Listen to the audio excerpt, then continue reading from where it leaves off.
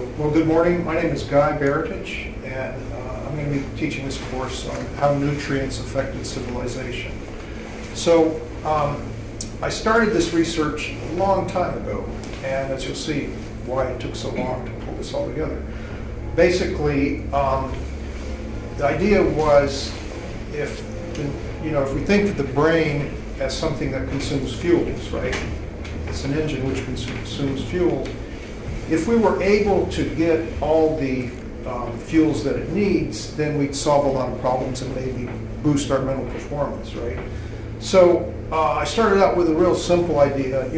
It's like the brain's like a Formula One car, high performance. So what kind of fuels does it need, right? So I looked at the scientific literature, combed through it all to see where there were clinical studies that showed that depression or schizophrenia or other mental issues had been solved with nutrients, right? And I found that, for example, for depression, there's like 13 nutrients that have been used to treat depression. In total, I found 18 different nutrients. Some of these are treat some kind of mental issue. Others have actually been studied as their effect on mental performance. For example, you see, second from the bottom, choline actually has been shown to improve our spatial memory, which is how we remember things in space, and actually our global IQ, that is your overall intelligence. The omega-3s, which I'm sure most of you are familiar with, actually improve our sequential memory, our ability to remember things in sequence, right? And those two are two of the major ones as far as memory and intelligence, okay? But seeing that there's 18 of these things, right, this is no longer really a valid analogy. The race car just runs on one fuel, right? So I thought maybe like something like a symphony would be more appropriate, but but the reality is these guys aren't fuels, they're performers. And I don't think there's really a good analogy for the brain, because it is the most complicated thing in the universe, at least so far. Okay, so a few questions. Well, how can so many nutrient deficiencies cause depression?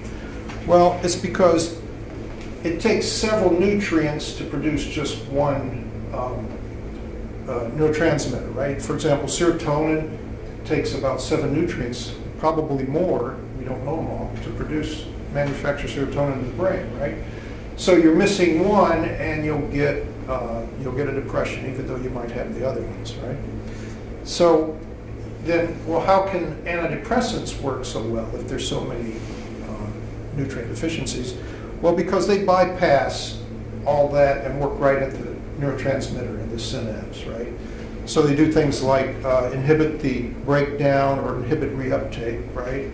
Some of them actually mimic a neurotransmitter, and then some of them block receptors. It's rather complicated. But the take-home message is we've got a lot of inputs, and our pharma products skip all that to treat the problem, right? But what's interesting is these same inputs are also treating or necessary for other processes, right? For example, vitamin D, not only does it cause seasonal affective depression, right? But it's also important for bone density and maintenance of our bones, right? So if we treat the mental issues, right, which is what we feel, we may be masking some of the underlying physiological processes, right? So I think it's a wise strategy that instead of treating the mental issues the way we're treating them, is we go to the source of the problem, right? And that'll be the practical aspect of this talk and course, right? So I've rearranged these a little bit to help you remember that there's 7 water-soluble ones so far, 3 minerals, 5 amino acids, and 3 fat-soluble, the omega-3s and vitamins A and D, right? So they're all across the board here. So that just shows you sort of like the brain, how complicated it is. It uses all of these as fuel. Go ahead. you have flavonoids. Is there any particular one flavonoid, or is it an entire class of flavonoids? There's a lot of those, and I don't know. I would say that rather that look at the, we'll get to the foods that have flavonoids in them, but the ones that really appear to be important are the things like in red wine, colored fruits and things like that. Right. Okay, and that's for dementia, actually. Glad you pointed that out. Okay, so drinking will help dementia? Well, everything in moderation, right? Actually, we'll get to drinking at the end of this lecture.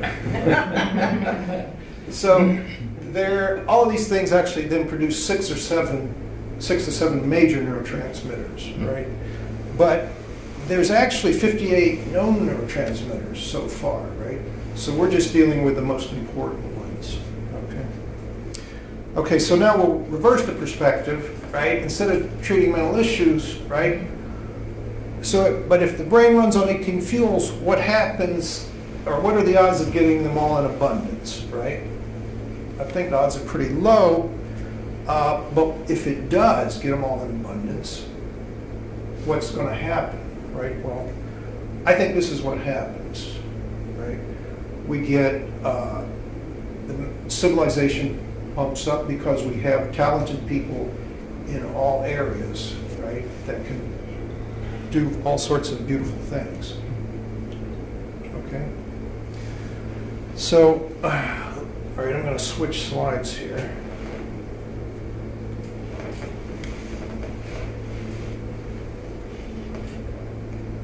Okay, so before I get started, and we're going to go into the Italian Renaissance, as you probably imagine, how do you prove things like this, right? Well, they're difficult to prove, and because human studies have a couple of things that make it difficult. Number one, there may be ethical issues about doing studies like this. For example, you want to prove that something increases intelligence, and you need a placebo group, right? It's hard, it's maybe unethical to have somebody say, I want to make your child less intelligent, right? So that's the problem. Or it's just difficult to do, right? Having us eat a very highly controlled diet is another difficulty, right? So there's this thing called the Bradford Hill criteria, and there's these, I think, nine different criteria that you can use to evaluate a study.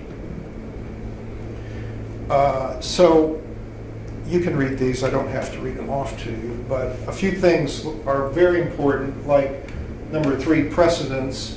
We'll see we're going to be looking at that. That's a real easy one to identify. Did whatever's causing the effect come in before the effect, right? And did it come in immediately before the effect you're looking at, okay?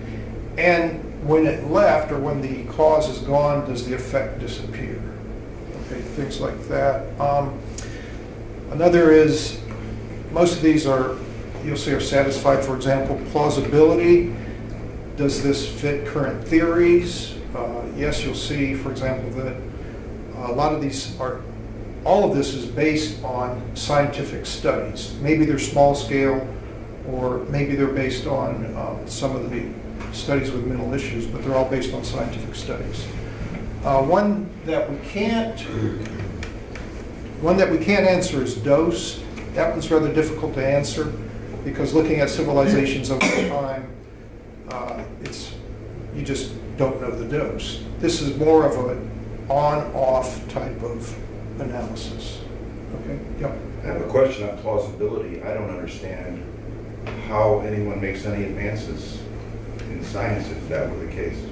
I don't understand that. That's a good point, and that may be where you have the maxim where you've got to wait for the old guard to die out, right? Sorry to say. That's pretty satisfying. I know, yeah. There are. That's a good point. But that's really embedded in these criteria, plausibility. Right. Yes. Wow. Right. That's a very good point, though. That's a good point. You're going to have to, if you do have a really wild theory that's supported by everything but that, then you have to fight the plausibility battle. Sure. Right. Okay. All right, so let's go to Renaissance Tuscany, and it happened around, well, it was the Tuscans, central Italy, between 1300 and 1500, and they had notable advancements all across the board, a multifaceted flourishing of culture, okay? And why did it happen? Well, here's my thesis, is that Tuscany is at the intersection of multiple ecosystems. And why is that important? Because to get all these nutrients in abundance, you can't just get the foods that have these nutrients in abundance from one ecosystem. It takes several different ecosystems. And so you're not going to see that unless you find these ecosystems, right? And then, of course, there's a new food that came in because there is a new food, but if it hadn't been a new food, then they would have had this flourishing long time ago, right? So we'll talk about both of those as we go forward. So talk about the start. You got to pick a starting point for the Renaissance, and most scholars, I believe, pick two figures: Dante, who wrote the Divine Comedy, and Giotto, who was a painter. And so I put this up to show you what I believe is a step change in art, right? This is Cimabue, who is Giotto, or was Giotto's teacher, right? And he supposedly discovered him in the field.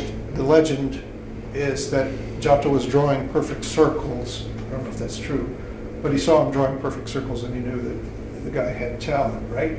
So this is what his teacher would draw, and then on the right is what Giotto would draw.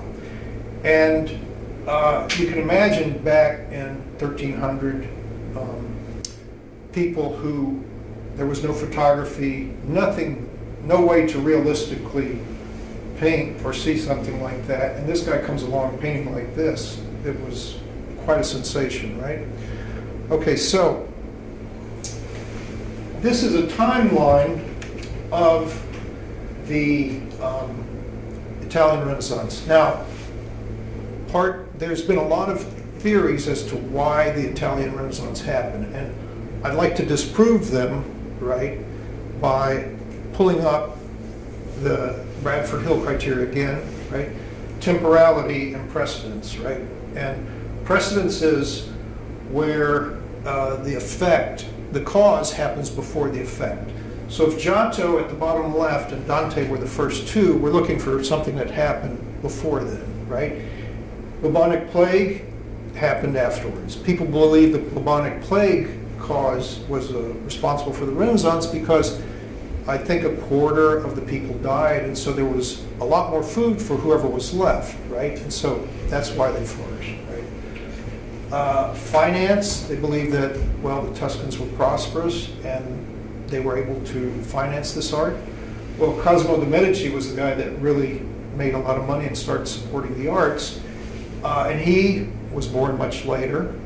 The fall of Byzantium, people believe that when Byzantium fell, all the scholars and artists from Constantinople came and taught, and that's true, but nonetheless, it happened so much later, and also they did not bring the art that the Tuscans developed, that you'll see, and we'll look at that in detail in a second. So, what did cause it, right? So, here's the very first part of that timeline, and see Dante and Giotto on the left. Now, about 10 years before Dante and Giotto were born, now we have the Polos, Marco Polo's father and his uncle, come back from the east, right, bringing the recipe from pasta. Okay, so that is a precedent, right? That has precedence. We also know that Pope Clement IV regulated pasta at about that time, and that makes sense, right? You have a new product, people go bananas for it, people start selling fraudulent product, and so the government steps in and says, no, we're going to do it this way, right? So that it fits that pasta would have come in at that time. All right, so we have temporality, right? It doesn't happen, it happens immediately before and during the effect we have the cause, right? It didn't happen a long time previously, okay? Now the difference here between pasta that these guys brought back and the pasta that was already existing in like the Middle East, they had spaghetti and stuff like that, was that it was actually egg noodles as opposed to pasta made with just durum wheat, okay? So we're going to see why that adds a lot of nutrients. The eggs add a lot of nutrients, right? So Marco Polo is credited with bringing pasta to Italy or to the West, right? But he did not do it. So this solves a great mystery of what actually Marco Polo did, right? He just wrote the book about it. Okay, what a great mystery solved in this course. Right? Okay, so let's go to look at the Italian ecosystems, right, around Tuscany. They have, to the north of Tuscany is cattle country, to the south is the olive region, and the sea is cold because it's fed by cold water from the Alps, right? You see the Alps up there, that's the snow on them, that melts and feeds into the sea and keeps it cold. So with these three ecosystems, they had cheese from the cattle country, which is really, it's the best source and really high source of calcium. It's a really good source of tryptophan, which we'll see, vitamin B12, which may not seem important, but if you're back then, there just wasn't that much meat, right? We're living now when we have an abundance of meat. Back then they didn't. So, and B12, you get it from animal products, right? So this was a very important source of B12, and also of vitamin A, retinol. Okay. So they also had from the cold sea fish, which has, as you well know, omega-3s, and the colder the sea, the more omega-3s in it. Also vitamin D, which we know is important. B6, vitamin B6, vitamin B12 again, and methionine. Okay. Now, the olive region, of course, had olives, but it also had a lot of other Mediterranean produce, right? And because of the beautiful sunshine and dry weather and things like that, you have the ability to go out and get your vitamin D most days of the year, okay? So why not Tuscany? Why Tuscany, but not southern Italy, right? Well, they didn't have the cheese, right? But they also had something very different. They had their wheat was a hard wheat, which if you mix it with eggs, it becomes very difficult to work.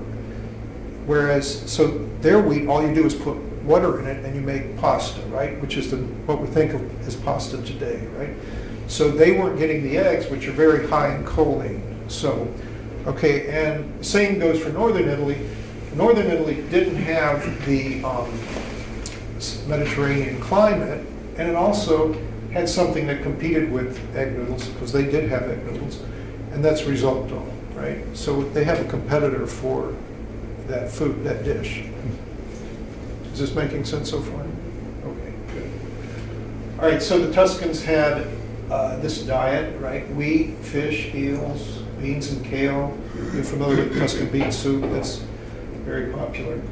Eggs now, seeds and nuts, sunshine, fresh cattle cheese. They had some beef because they have cattle country.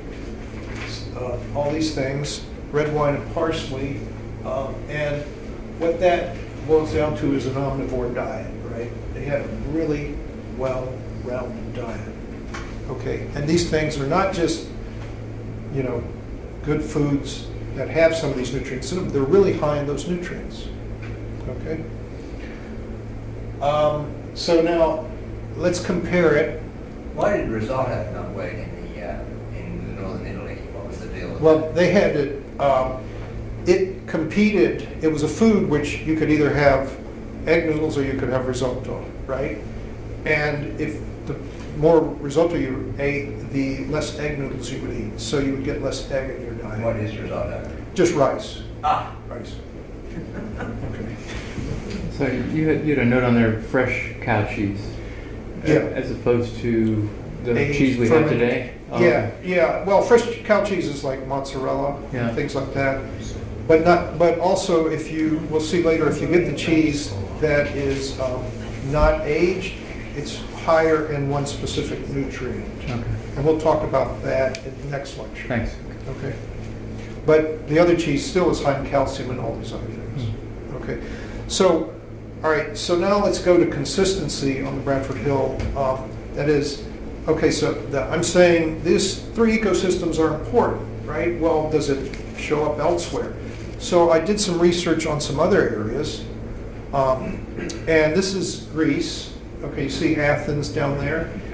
Athens, during the ancient Greek civilization, or classical Greek civilization, had a tremendous boom in philosophy, art, drama, science, all these things, right? Which I'm sure you're familiar with. In fact, it was so much more of a boom than what happened in Renaissance Italy for several reasons, which we'll talk when we get to Greece. Nonetheless, they had the very same ecosystems, right? They have Athens, which is, well, the whole area is somewhat of a Mediterranean ecosystem. Athens is a Mediterranean ecosystem. The Cold Sea, it comes down from the Black Sea up above to the right.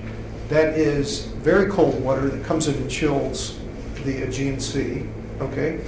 And then there's this place called Boeotia, which, when I was researching this, I was wondering if I could find a cattle country, but Boeotia literally means cattle country, right? Which was pretty cool, made my life easier. Okay, so that one fits. Now there's another tremendous boom in civilization, and that's 19th century France. For example, I'm sure you've heard of the Impressionists, right? Well, they were just the leading edge. There was, I don't know, 10 or 20 art movements that came out of France, right? Besides all the literature, the technology, the first films were, the film industry was really big in France and still is, right? So what they had was they have the cold seas. They share that same sea, the Mediterranean Sea, with the Tuscans, right? They have the Atlantic Sea, of course. Most of the country is cattle country, and then they have this Mediterranean climate zone at the bottom. Now, why didn't it happen sooner in France? Well, they didn't have these ecosystems connected. They're too far apart. We're going to see that their boom happened once they got canning to ship the fish and railroad systems to be able to transport everything. One thing we have to remember is this is back, centuries ago. We didn't have globalization. Now we can go and eat summer vegetables year-round. You go to the grocery store and you can have papayas year-round, right? Not then. In fact, you only ate what was in your borders, right? There was no shipping and cross-border stuff. there Yes. was also a boom in mathematics in France in the early 1900s, late 1800s. Okay. All right. I'll put. Okay, so we know where the extra choline came from, which was in the eggs in the Tuscan diet, right? Where did it come from in these other diets? In the Greek diet, it came because at this time, about 700, 800 BC, there was a technological revolution, and that was artificial incubation. They discovered how to incubate chicken eggs so they would hatch, because a chicken will produce about 12 eggs. 6 are male, 6 are female, right? So with these 6 female hens, you have the dilemma of, do I want to eat the chicken, or do I want to eat the egg, right? Or do I want to eat the egg, or do I want to let it grow up into a chicken, right? That's a different chicken and egg dilemma, right? but so what artificial incubation does, it allows you, as the hen lays an egg, you pull it out and you incubate it and it hatches. And a hen will keep laying eggs, well, forever.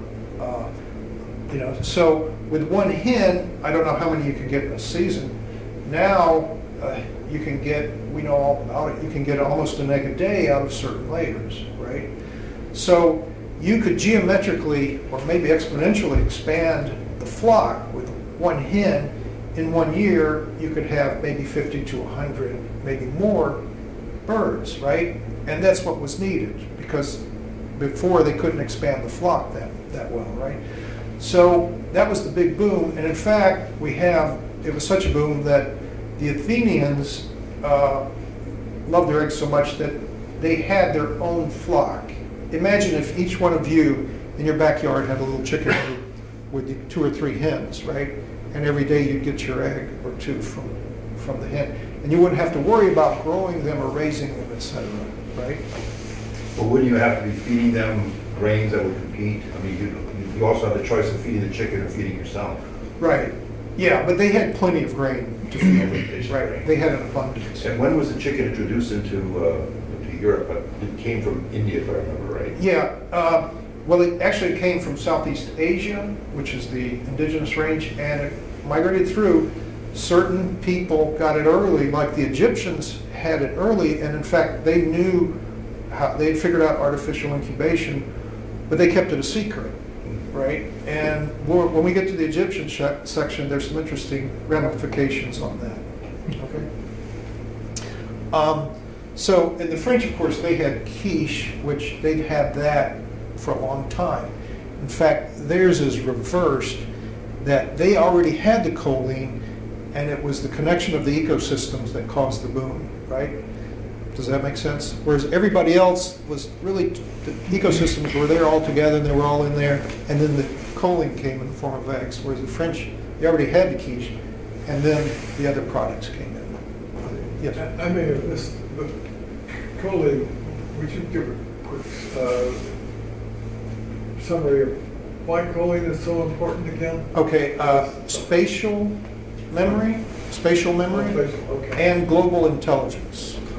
Okay? Isn't it interesting, though, that we were guided not to eat eggs for so Not long? to eat egg yolks. Right. Well, I think Yeah. people just got rid of the egg, and you have to get rid Well, of the yolk. they basically Just got eat rid of eggs, right, because of dietary cholesterol. Right. Right, yeah, but I mean, here, this looks kind of different. Yeah, I think it's been, well, it may be, well, it's quite a setback, I think. And, Well, now they tell us to go ahead and eat all the eggs you want. right, but it's going to take a while for that brainwashing to be reversed. Right. And we're going to talk about that at the end of this lecture, actually. Okay.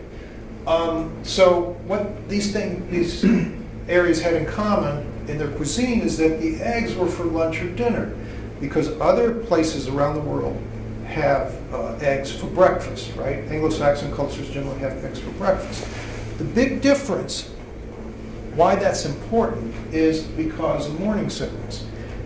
It's very important that the mother eat the eggs from the very beginning, right, before she's pregnant. But if she has morning sickness, you don't want to eat anything in the morning. And if morning breakfast is the only time you get your eggs because they're not offered, right, you're going to miss it. Whereas these cultures had the eggs later in the day, right? The Greeks had it as a dessert. Eggs were actually a dessert for them. Okay, I think. Okay. So fortunately here now, I think we're on the way to repair, right? Right. So, well, we don't know, but it will be interesting to see if it's possible what effect something like this can have, right? Because a lot of people do eat in places like this. Okay, so we talked about temporality and precedence. Yeah. Consistency, again, that's where we're finding these booms occurring in these places where you have all these 3 ecosystems, and also after the introduction of a high choline dish, or the reverse is in French. What's interesting, and you're going to say about this, of course, is that they all have a Mediterranean diet, right? Which we've heard is really good for us, right? So the same things, remember, the same things if we're trying to, the same things that work for our brain probably are helping the rest of our body, right? Okay. In general, but not, I don't want to say absolutely, that's a generalization. Okay, so let's go back to the Italian Renaissance and see what actually happened, right? This is the cool part, right, where we see the change in the art, right? So on the left, we have a Byzantine artwork. In the middle, we have a mural by Giotto. And on the right, it's a painting by Botticelli, right? So two major themes that were happening in the Renaissance. One was the ability to convey emotion in your painting, right? And you see in the middle, you have Giotto, and he was actually, that's one of the reasons he was really admired or loved. They loved his work. You see the emotion in the faces of the various characters in the painting, right? The other thing that was really interesting was perspective, right? They were able to come up with perspective, how to do it. And you see Botticelli's perspective on the right. And even Giotto had good perspective compared to the Byzantine art, which, you know, the chairs sort of contorted, right? And you see things like that. Okay, so the legend is that Brunelleschi, an architect in Florence, came up with the system a one-point perspective because he was painting a building on a mirror. And as he was painting it, he saw that he was drawing these lines of the building, and they kept coming to this one central point. It's a legend. I don't know if it's proven or not, right? So then there's two-point perspective, where you draw from 2 points you draw these lines.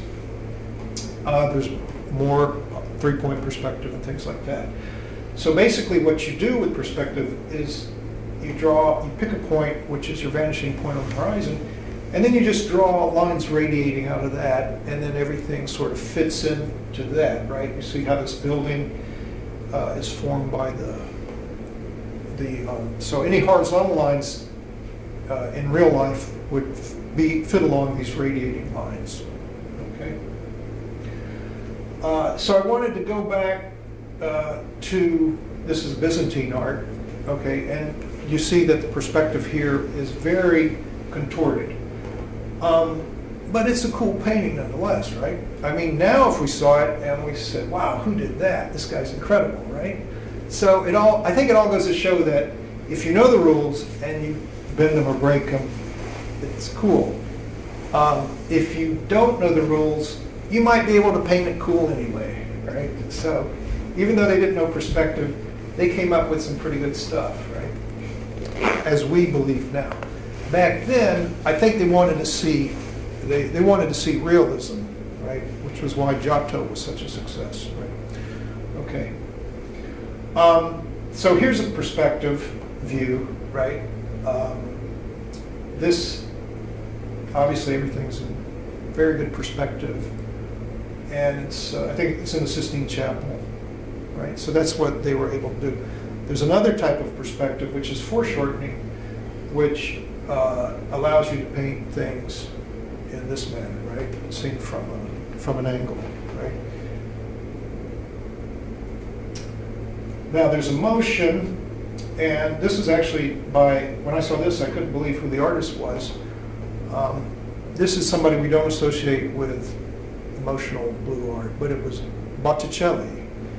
And he had lost his patron, so he was in his blue period, right? So this is what he was painting. And there's more emotion, obviously, up to top. So now we'll go from the sacred to the profane. The Tuscans, right, they also had this move where they went from a secondary, actually they jumped, I think, from manufacturing-based activities where they were big exporters of wool to a knowledge-based activity, right? They made this big jump.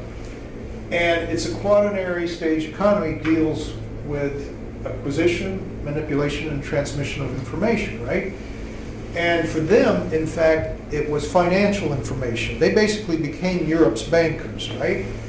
The florin was the sovereign currency of the time, right? And this goes to what I believe is credit risk assessment, right?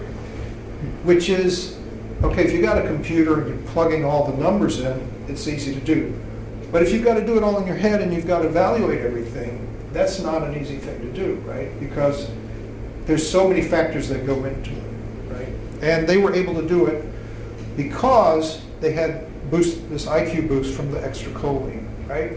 So the point I'd like to make is that the very same nutrients that cause the artistic boom also cause a financial boom, right? Brought them prosperity.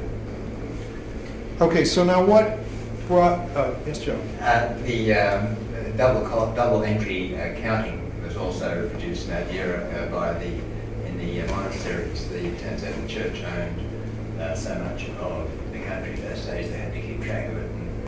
Right. I think his name was Pacelli. I don't know. Anyway, you're right. You're absolutely right. The double entry accounting, which if you've done it, you know it's not easy. Right. So, okay. So, what caused the end of the Renaissance? Why was it only 200 years? Why didn't it just keep going? Right. Well, my proposal is that what happened was, and we know this happened, that the southern Italians, remember, they had their wheat, it was hard wheat, they made pasta with water, right? Well, they figured out how to industrialize the process. They came up with these pasta presses that would just turn this stuff out, right? And they exported tons of the stuff, literally tons of the stuff, and still do. And so that just sort of took over because it was so cheap, you know, and making homemade pasta with eggs, and, you know, takes some time, right? So that's what caused the end, right? And we do have temporality, whereas when the food is there, we have the effect when it's gone. We don't. We also have, that's directionality. Temporality, they're sort of related, right? So that's what brought about the end of the Renaissance. Some of them weren't putting eggs in the manufactured pasta. Right. Southern Italy, you get the pasta you go buy now in the grocery store that says durum wheat semolina. That's the only ingredient. That's what they manufacture. Okay. So if you ask what happens, what can the brain do when it gets all the nutrients in abundance, I think that's what you get.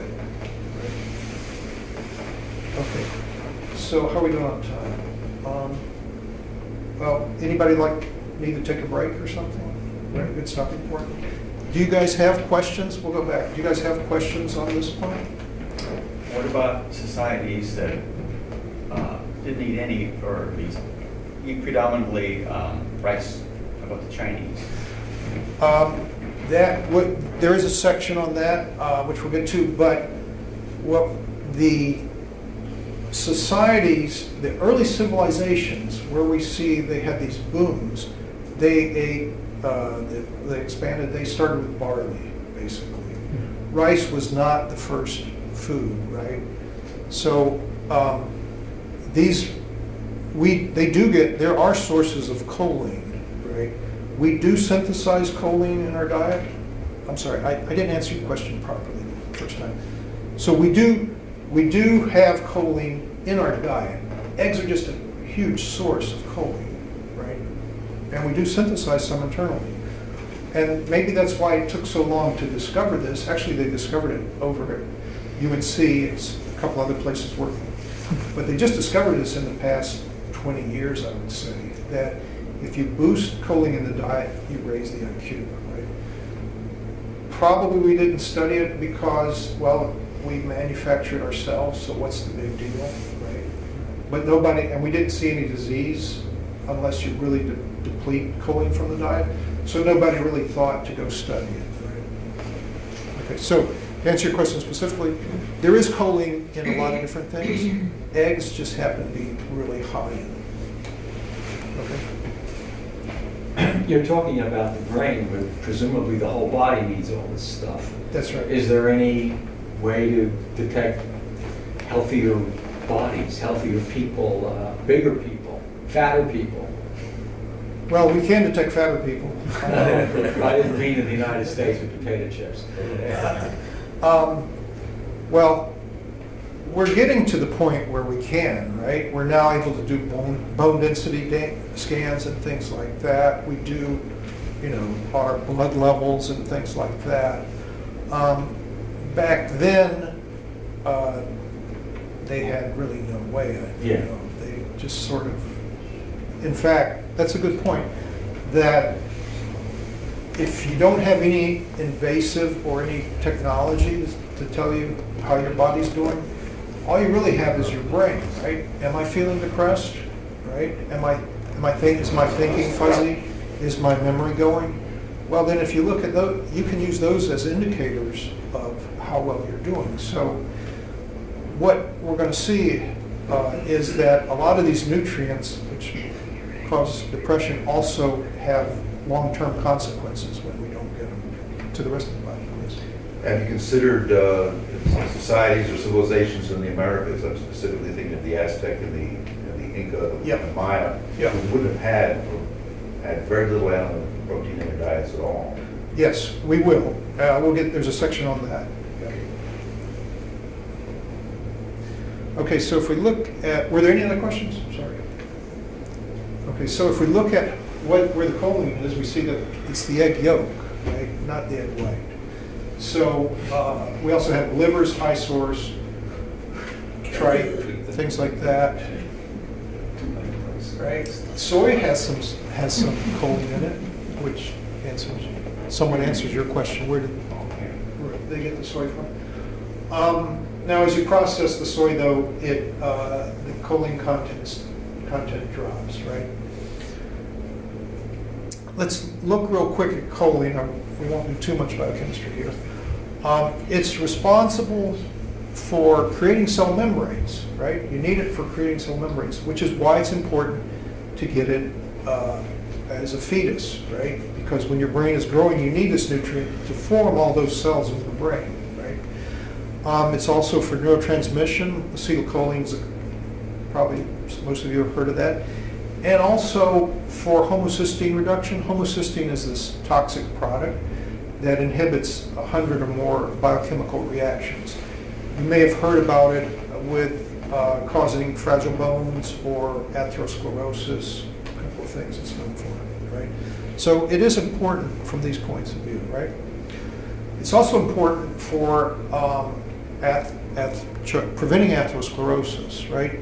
So if you have a deficiency of choline, it causes atherosclerosis because you see over on the left where I have, on the right where I have choline, and at the bottom there's the name of that enzyme, right? Lecithin is a form of choline. So what it does is it transforms LDL into HDL, right? Which is what we all want, right? Remember when you said we need to stop eating eggs? Well, this is one of the consequences of not getting your choline, right?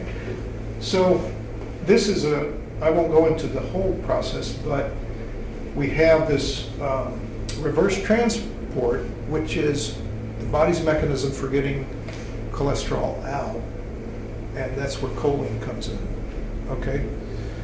So now we know this because if you deplete a diet of choline, you get atherosclerosis. You actually get atherosclerosis, right?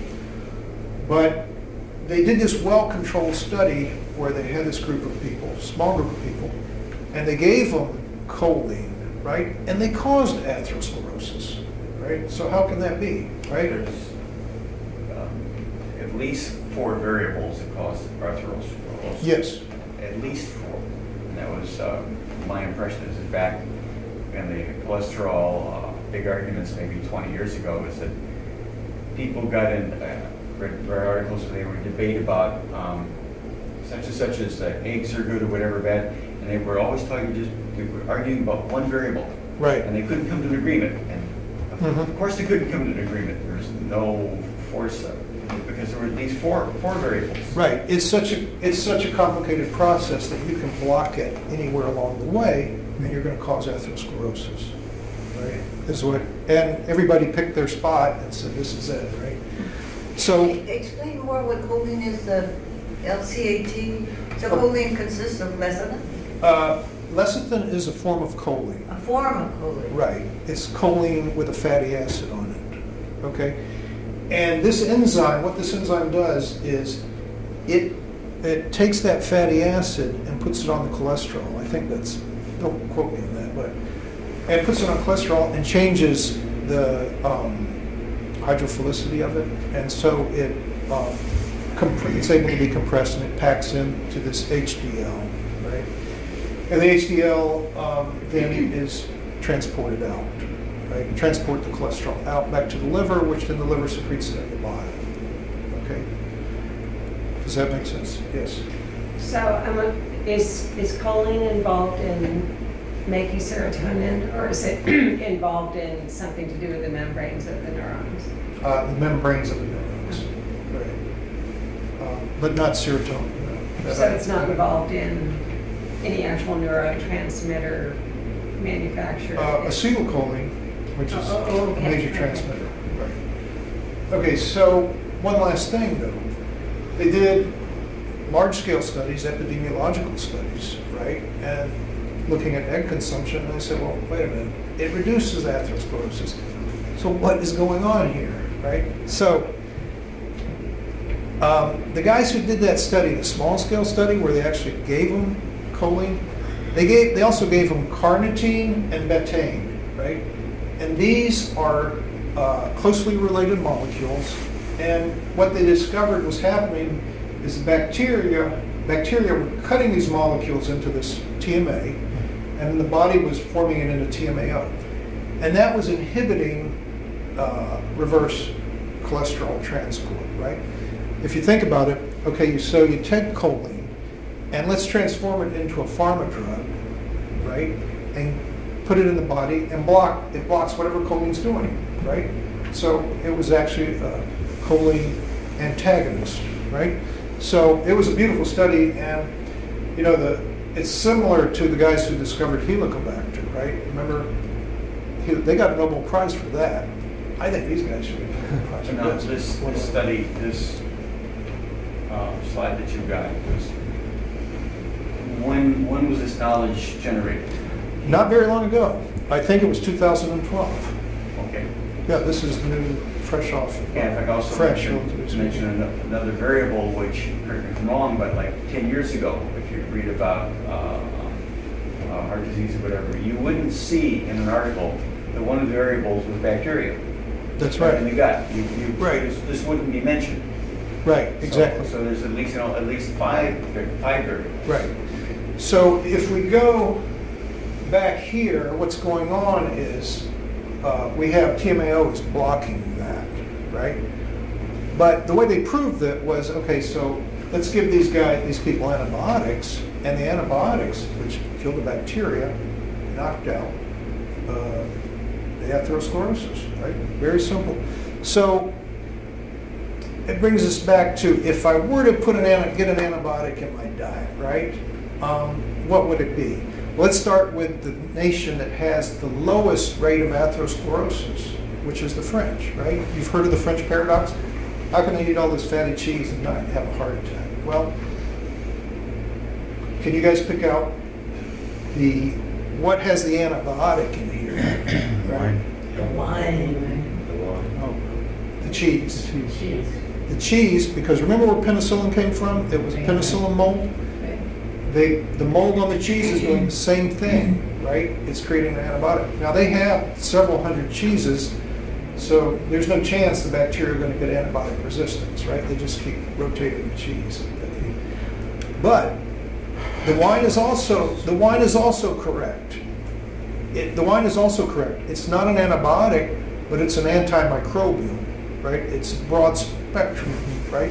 So that's why when you read about, well, alcohol protects the heart, right? You drink alcohol. Raises HDL. Raises the HDL, okay. But in general, it protects the heart. And nobody's proven it yet, but my proposal is killing the bacteria because it is an antimicrobial, right? What part of the wine is it the alcohol? It's the alcohol. It's the alcohol. Oh, it is alcohol, not the resveratrol, whatever that other thing is, Resveratrol, yes. It's not that. It's not that. It's the alcohol that's killing the bacteria. And back about that, is the aged cheese won't give you the same bacteria? No, aged cheese will give you an antibiotic. Okay. Doesn't matter what kind of cheese you eat. It has to be aged moldy, you know, it has Moldy. mold cheese on it. But variety is the key to it, is that what you were saying? That, well, you know, if bacteria, as we well know, if you take the same antibiotic, you're going to get resistance, right? But if you vary the cheese, right, you don't get resistance. In the animal industry, the way they keep bugs from getting resistance to something is they have a shuttle program. Every 6 months, they'll change the antibiotic, the growth promotant, or whatever it is in the animal's diet. That makes sense, right? So the French have this great shuttle program where they have several hundred cheeses that they rotate through, right? Another form of another antibiotic is meso, okay, which is fermented black beans, right? The question comes up. You said the mold on the cheese is an effective part of this, but we trim the mold off. Well, it diffuses into the cheese. Okay. It actually diffuses in. That's why it has a smell that you. What about my salami?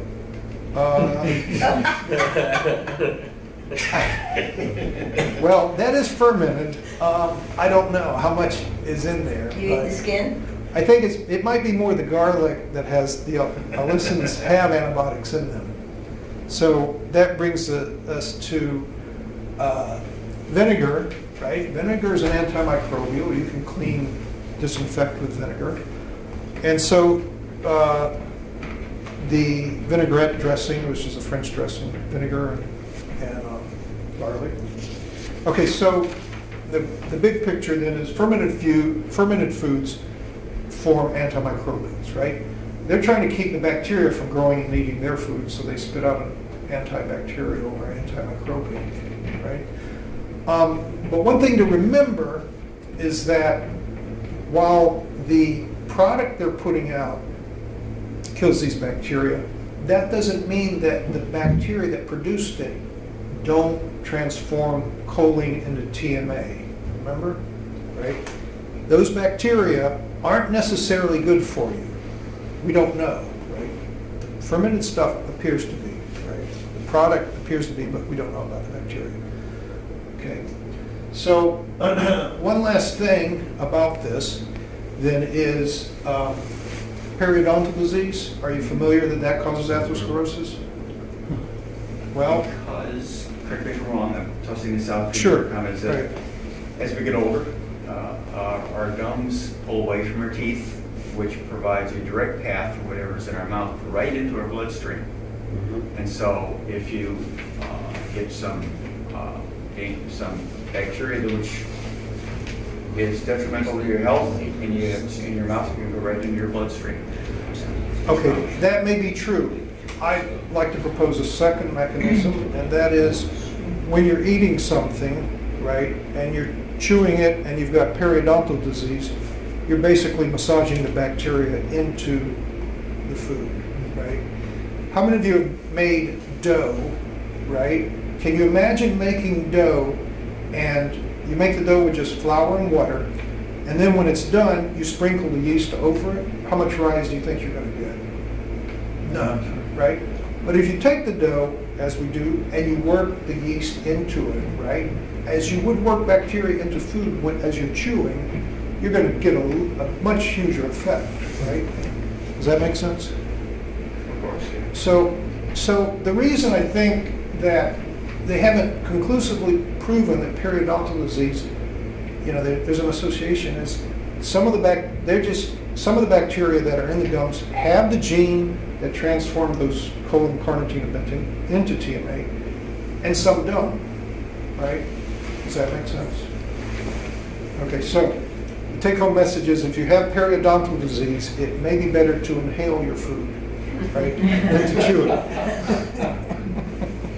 No, the take-home message is go get your teeth cleaned, right? Okay, so, all right, now, here's a way to look at this thing. Okay, so if we know that these three biochemicals can be transformed into something that produces, that can cause atherosclerosis. Which is the compound on the far right. That's the actual compound that the body has made from the TMA. See, the middle compound the bacteria make, then the body converts it into that final compound, which then actually blocks the LCAT. TMA that is, Right. sorry, go ahead. Okay, so, all right, so wouldn't it be good to know which foods are high in all of these? And then we'll eat those foods with wine, or beer, or miso, or vinegar, or whatever you choose as your, or fermented cheese, whatever you choose as your antimicrobial antibiotic, right? Okay, so this is a combined betaine, carnitine, choline, right? On a molar basis, right? These are moles of each one, right? So, where do you want to start? We want to start at the top, right, to know what's going to do us in. So, see how high wheat germ is? Wheat germ is really high. Who would have thought it, right? And wheat bran is also high. Then we have veal, sirloin, and liver, which we were expecting those to be high because those are high in choline, right? But the wheat products are high in betaine, which is why they're so high, right? Remember? Okay, so as you work your way down, you'll see a few things like rice is really low. The legumes are mostly low except for soy, because again, soy has high choline, okay? Dairy, it's all low. Fish is all fairly low, right? If you see on the right, the far right, we have beets. They're high because they have betaine in them. And betaine actually was first isolated from beets, where the name comes from, right? So, all right, so the quiz question for the day. This is, what is the food with the highest potential for atherosclerosis? And it's in the blue quadrant up top. Now, recognize that it's like a cereal grain, something like that. Anybody take a wild guess at it? I don't see corn anywhere on the list. Yeah, corn. It's not corn. Okay. Yeah, but corn is actually not very high.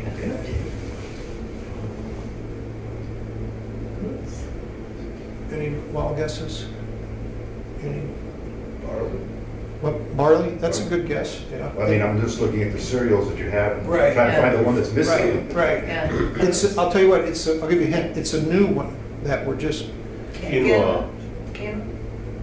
Oh, that's not a cereal. No, it's a grain. It's Right. Eh, It's Not even that. well. What is? It's a relative of lamb's quarter. It is. You're right. But over here, lamb's quarter. That's the leaves. I should have Right. mentioned that. Right. Okay, but so quinoa. I put it over here because most people think of it as a cereal grain or something like that, right?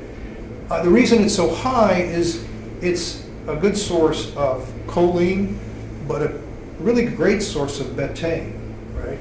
So when I was starting this research, I was saying, well, I want to pick out the foods, that are good for the brain, but as I'm coming along, people are telling me, well, this causes heart disease and stuff like that. So I had to go do this heart disease research, right? And so I hope it's useful. I'm missing something. You said that quinoa is the one that would cause the heart disease the most. Based on that? In theory. Right, in theory, based on what those guys, the scientific study that those guys did, Say it again. it has the most potential to cause atherosclerosis. Unless you take it with beer. Unless you take it with beer or wine or. Which kills the bacteria, so it won't be transformed into PMA. That's right, And it's exactly. a green, or what did we say it was? It was a what? Carrot. What is it exactly? Well, it's quinoa we treat as a cereal because it looks like a cereal. But what is it? It's actually a seed of lamb's quarters. It's a what? The seed produced by lamb's quarter. It's a seed. It's a Right. seed. A seed, Right. okay. Actually, that's a good point, that lamb's quarter grows locally, and whereas quinoa grows at a high altitude, so scientists are trying to cross it to make quinoa that will actually grow at a lower altitude. The relationship between betaine and bacteria, when one consumes the two simultaneously, I mean, I'm under the impression that the number of bacteria in our digestive tract is enormous. Right. Is it possible that consumption of alcohol is going to have enough of an impact on a population that's that huge that could affect the metabolism? Unless you're From- drinking a lot. Well, here's the point. Okay, so if the alcohol is absorbed in the intestine, and stomach, and upper small intestine, right, which is where a lot of the absorption occurs, right? Later on, for example, in the colon, there's not that much food absorption from there. That's mostly water, reabsorbing water. So yes, it does significantly affect the population in the gut. They've shown studies where people, I forget what the exact disease is, but you know, they've shown studies where people, what was it, cholera, I believe, that when there was a cholera epidemic, the people who drank actually got less cholera because they were killing the bugs. Well, is it possible, because since there are some good bacteria in the gut, right? Is it possible that the betaine could have a positive effect if you're like not consuming sugar or not in an area with cholera, that there's to support gut health if you're having a healthy diet? That, you mean did you say betaine? Yeah, isn't that the one? No, well, I mean, it may be, but I don't think so, because I think the bacteria need other more substantial I things. see. So putting your yogurt on top of your quinoa cereal, You're asking for trouble. isn't that what we've all been told to do? We've all been told to do that, right? So what you don't know is what genes those bacteria have. Some lactobacillus actually have that gene. They've shown that study. The human biome is relatively, there isn't a lot known. A complex subject, go into Wikipedia, human biome, and spend just 10 minutes reading that, and you'll see how complex a subject it is. And when you talk about antibacterials or antibiotics, it's another complex subject. You see, you take an antibiotic, it kills bacteria. Which ones does it kill? There are broad spectrum in there, and another complex subject. So this is very useful, but Well, let's take a page out of epidemiology. Let's go look at the French diet, the people who have the lowest heart disease on the planet, right? Let's have a small glass of wine with our meals, right? And let's have, as dessert, a fermented cheese, right? We won't know, right? But we can try to use our common sense until we do know. And one of the other OLLI courses was what to eat and why, which is, I thought it was great because it was large-scale epidemiological studies. And I forgot the professor's name, but he's got a whole bunch of not only large-scale studies, like 80,000 doctors, 80,000 people for 3 decades, and then other large-scale studies. So there's meta-study. These are massive amounts of data that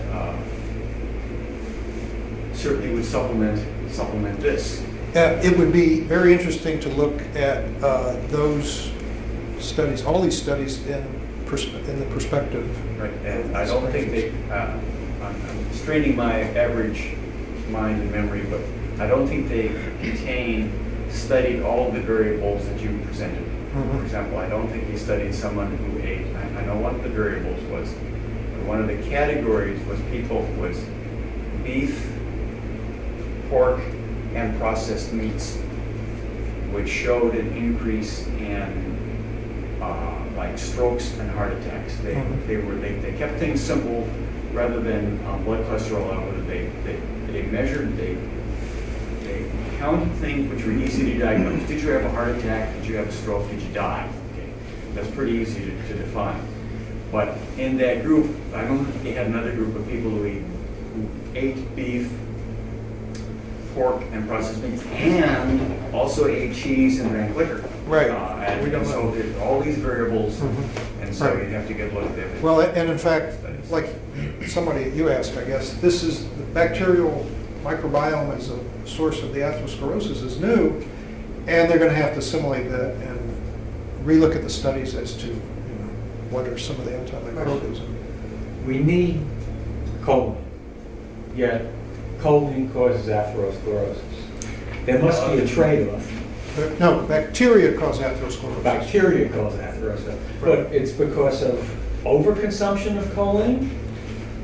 No, because we didn't do epidemiological studies where people eat eggs, and the atherosclerosis goes down, right? So is it the betaine? What is it? Is it because it's the betaine that's involved with atherosclerosis? Well, it's the three compounds: carnitine, which is in red meat; choline, which is like in liver and eggs, right? And betaine, which is in wheat products generally, and also quinoa, right? Those three foods. So if you wanted to say, well, we don't know, but I'd like to use my common sense and give myself a better chance, right? I'll eat those foods with an antimicrobial or antibiotic, right? Does that make sense? It does, but I still don't understand the trade-off. We have to have choline for brain health. Mm-hmm. We make acetylcholine with it. Mm-hmm. But choline causes atherosclerosis via the bacteria in our gut. Mm-hmm. You can't get, as you said, you can't get rid of the bacteria in your gut. There's a lot of stuff down there. But we do. We do with alcohol and fermented food products. So we can't get rid of all of it. Maybe it lessens it. We just want to get rid of those, my opinion is, we just want to get rid of those in the upper gut where the absorption is going on, right? We're digesting these bacteria, this food in our upper gut, right? And then absorbing it as quickly as we can, right? So we just want to get rid of the bacteria up front. We don't worry about what's farther down the line. Just as an opportunity to throw a real big stump in the henhouse. Okay. And I know because I partake in this, there's been a tremendous increase in consumption of proton pump inhibitors to deal with gastroesophageal reflux disease. Uh-huh. And it's my understanding that one of the negative effects is that this really has an effect on bacteria in the stomach. I mean, because it really reduces acidity and enables bacteria to grow in the stomach that would otherwise not be there. Right. Yeah, so how's that for an added you're coming variable? up, right. And that's a huge population. Right, right. So we're coming up, they're going to have a big problem. It looks like with atherosclerosis, right? Unless they, drink wine which is not an acid, drink wine or something like that. Right? Do you have a question? Well, the complexity and the paradox. As I understand, we're dependent on bacteria for our digestive system. A big contributor? Did you say no? No, we're not dependent on bacteria for our digestive system. I think we are. Bacteria help with digestion. You can grow animals. You can grow animals germ-free, and they do fine. Well, popular mythology possibly says take your probiotics. That's bacteria, as I understand it. That's And right. So people are saying, take your bacteria. You want bacteria. But what you're saying is bacteria is a negative. I'm not saying it. That's what the science is saying. Well, science, that's that. Right. Sure. Right. Sure.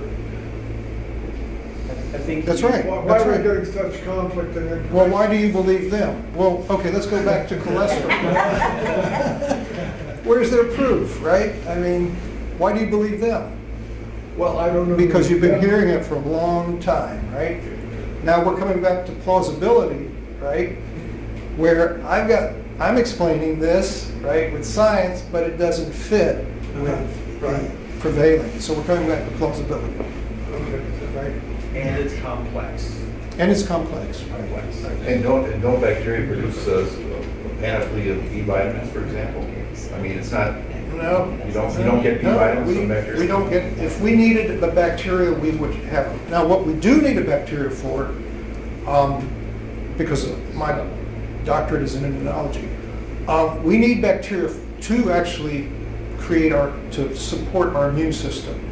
So you can grow animals germ-free, right? You put them in a bubble, no germs at all, and they grow up fine and healthy, etc., except their immune system doesn't develop, right? there needs some kind of stimulation, which are the bacterial cell wall, I believe it is. But don't they provide protection against a pathogen? I mean, if you have a germ-free animal and they're exposed to a pathogen. Well, yes. I mean, That's germ-free, the problem. right, no. But I'm not saying that we should go germ-free. No, I understand, but Right. don't those bacteria also provide us with a certain level of protection against pathogens, pathogenic bacteria, or fungi for that matter? To a certain extent, yes, they do. Right. But apparently we can drink wine and kill the ones at the top, and it's not a problem, because why can we live longer if you drink a little bit of wine? Right? And again, I think I'm hearing you say it's not absolute. It's kind of a gradation. Exactly. Less bacteria with choline is better than more bacteria with choline. Right, right. And it also depends on if the bacteria have that, the gene that transforms Propensity these to things. transform. Right, to transform these things. Okay, so it's not, yeah, but this is great, great discussion. So let's talk about probiotics and prebiotics. The big news now about prebiotics, like green bananas are better than yellow bananas to feed the bacteria. And undercooking pasta is better than overcooking pasta. It's too simplistic an approach. It's go spend 15 minutes reading Wikipedia on human biome.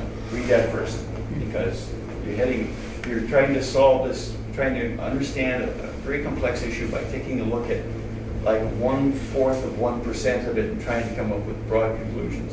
It's just too complex. Right. I just listed all of the things. There's not just bacteria in the gut, there's bacteriocides and things I can't pronounce, and they change with time with your diet, and I agree. they haven't been studied in large scale epidemiological studies, and it's So very complex. what we have to do, as you're saying, is very complex. Just go back and think about when we got the news that dietary cholesterol was the problem, right? Completely wrong. It was completely wrong. 20, 30 years ago, right? Right, it was completely wrong.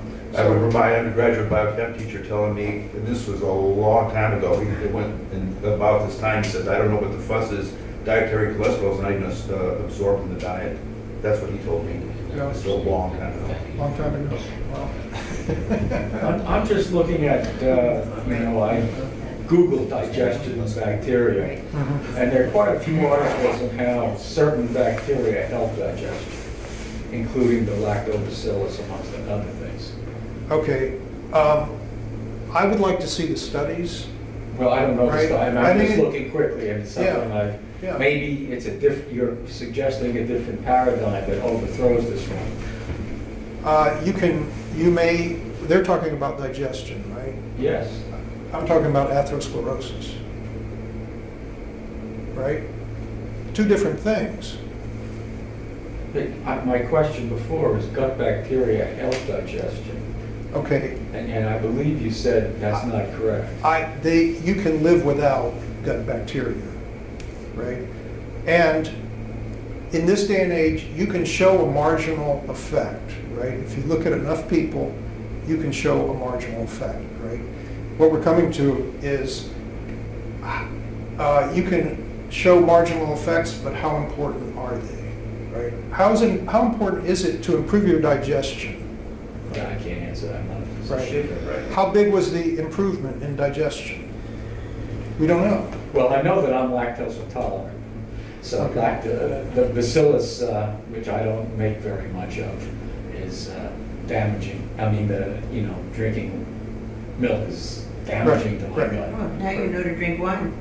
Yeah. Sounds like a reasonable thing. Okay, before we run out of time, I wanted to ask you, did you know there was a lab in this course? No. No. Lunch? I got you in here. Yes, you're going to eat. All right. Do we have to It's all two? You have to what? Do we have to poop two? Only if you want to.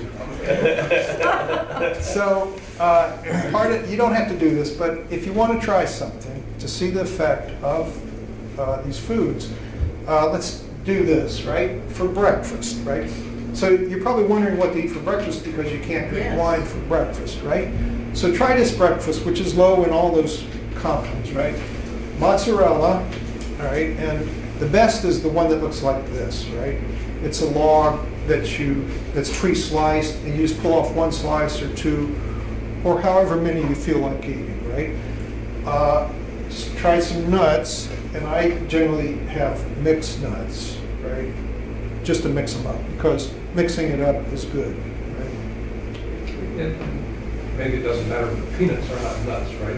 That's why I put them in there, because they are also a good source of these vitamins or these nutrients, right? But you can mix them in. It's better to mix them in, right? The tree, I assume, means anything that grows on a tree. That's right, yeah. And then add some fruit or vegetables, just, to wash it all down. Is there anything that's as good as mozzarella? I really don't like mozzarella. I don't like the taste. I don't like the chew or the taste. You don't like the chew? No, so is there anything that's equal to How about mozzarella? goat cheese? Does goat cheese count? No, no cheese. Do you like the fresh mozzarella? What about the string cheese mozzarella? Okay, Well, that's is that better- the can better you work chew. that? Okay. So with the string cheese, use the low moisture hard skim. Here's a big thing I learned. Buy the stuff the kids like, because they know what's best. Where? What's that? Where? No, just buy what children like. Buy what the kids like, because they know what's best, right? They don't have no pretensions about what they can and can't eat, right? Well, with string cheese, you can play with your food. Maybe that's it. So are there any things we shouldn't eat with this that might mess up the absorption? No, there's nothing that you can eat with this. Can we have a glass of wine too for breakfast? Aren't you supposed to drink a Bloody Mary for breakfast or something like that? I mean on the slab. Oh, well, you can if you want. You don't have to, right? Can we have lab partners? I want to have breakfast. Yeah, we do And actually. what will the results of this be? Okay. Drunken people in the morning. All right, so I want you to note your mood, right? Can't wait for tomorrow. Well, it's going to take longer than a day. It'll take maybe a week. Maybe by the time next week, you may see some effect, right? Your mood, your motivation, and how long before you're hungry.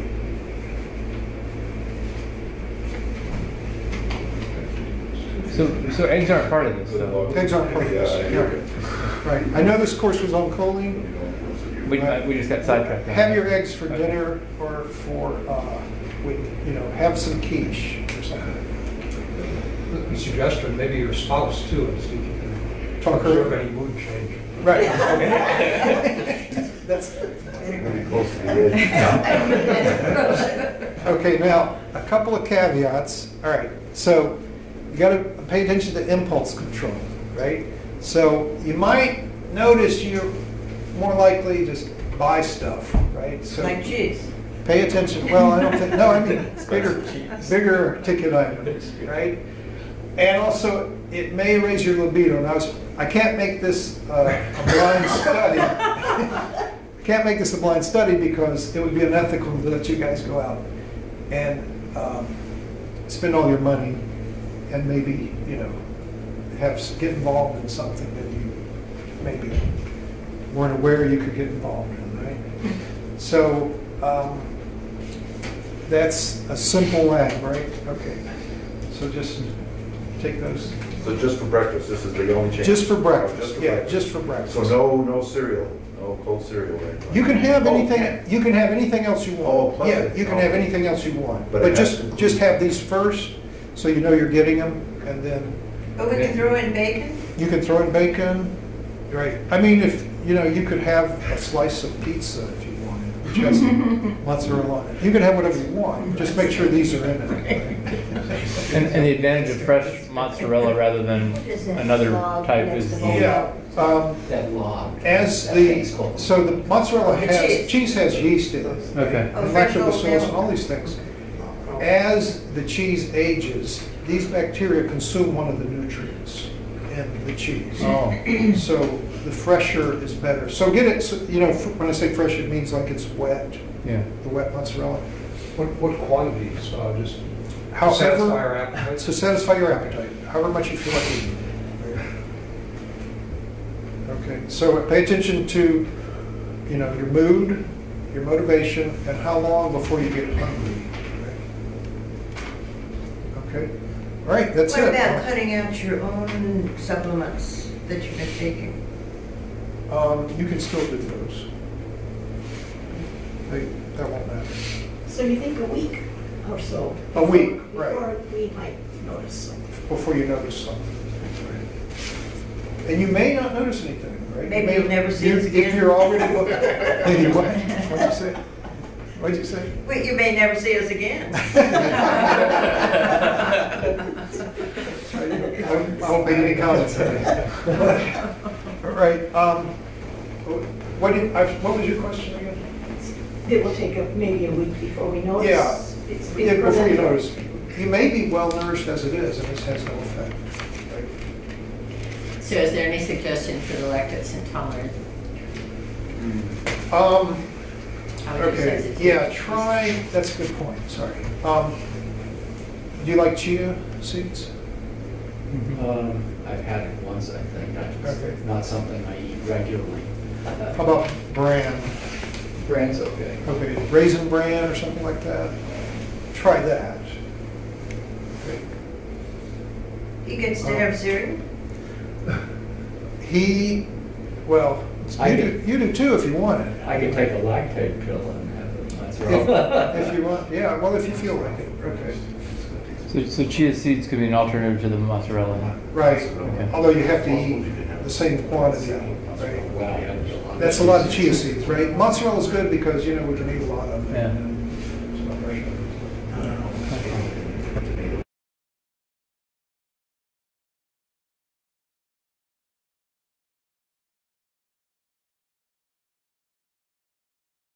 Anybody have a chance to eat mozzarella? No. No. Is there anybody that noticed anything that you can share with the class?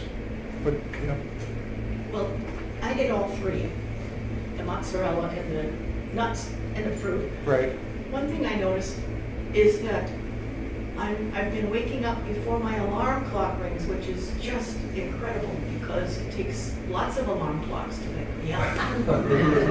and now you're waking up early? And now I'm waking up maybe 5 or 10 or 15 minutes before the alarm rings, Uh-huh. and I'm awake.